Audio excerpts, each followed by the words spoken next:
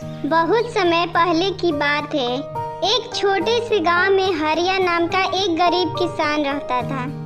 वह बहुत मेहनती और ईमानदार था, लेकिन उसकी किस्मत हमेशा उस पर मेहरबान नहीं होती थी। उसकी जमीन बंजर हो चुकी थी और घर में खाने को कुछ नहीं था। एक दिन हरिया ने सोचा, ऐसे तो भूखे मर जाएंगे, क्यों ना जंगल में लकड़ी काटकर बेची जाए। वह कुल्हाड़ी लेकर जंगल की ओर निकल पड़ा। उस जंगल की तरफ जहाँ कोई नहीं जाता था।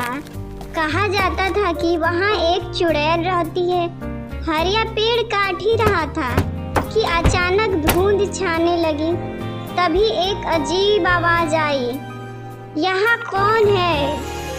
हरिया ने डरते हुए पलटकर देखा। सामने एक बुढ़ी और भयानक चुड़ैल खड़ी थी। बिखरे बाल, लाल आंखें, कांपती आवाज और सफेद साड़ी में लिपटी हुई। लेकिन हरिया डरा नहीं। उसने हाथ जोड़कर कहा, माई, मैं गरीब किसान हूँ, भूखे मर रहा हूँ। जंगल से लकड़ी लेकर अपने बच्चों का पालन करना चाहता हूँ। अगर आपको बुरा लगे तो अभी चला जाता हूँ।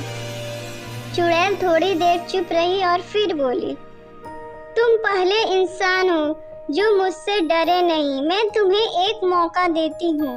3 दिन तक रोज सूरज उगने से पहले इस जंगल में आओ और बिना डरे मेरी 3 परीक्षाएं पूरी करो।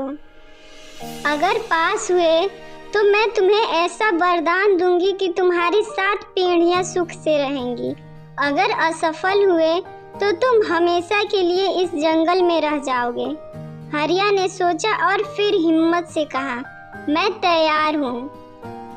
पहले दिन हरिया को चुड़ैल ने एक गुफा में भेजा, जहाँ हर कोने से अजीब आवाजें आती थी। कभी हंसने की, कभी चीखने की, कभी चिल्लाने की।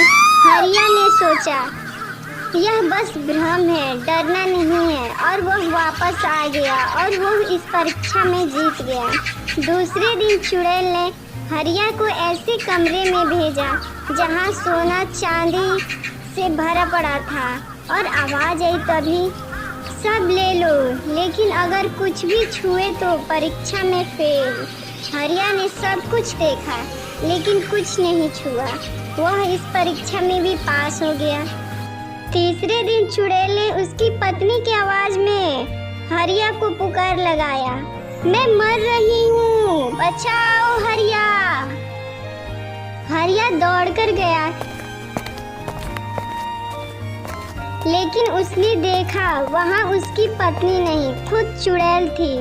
हरिया बोला, तुम चाहे किसी का रूप ले ले, मैं सच्चाई पहचानता हूँ, मैं डरूंगा नहीं। चुड़ैल मुस्कुराई। चुड़ैल ने कहा, हरिया, तुमने मेरी 3 परीक्षाएं पास कर ली। अब सुनो मेरी सच्चाई। मैं कभी इस जंगल की रानी थी, लेकिन लालच और धोखे के कारण श्रापित हो गई। तुमने मुझे मुक्ति दी है। मैं तुम्हें एक जादुई हल देती हूँ। जहाँ भी इससे हल चलाओगे वहाँ सफल लहलहाएगी। हरिया ने धन्यवाद कहा और वह अपने गांव वापस लौट आया। हरिया की जिंदगी बदल गई। उसकी जमीन उपजाऊ हो गए। गांव के लोग उससे सलाह लेने आने लगे। उसने अपने बच्चों को पढ़ाया और दूसरों की मदद की।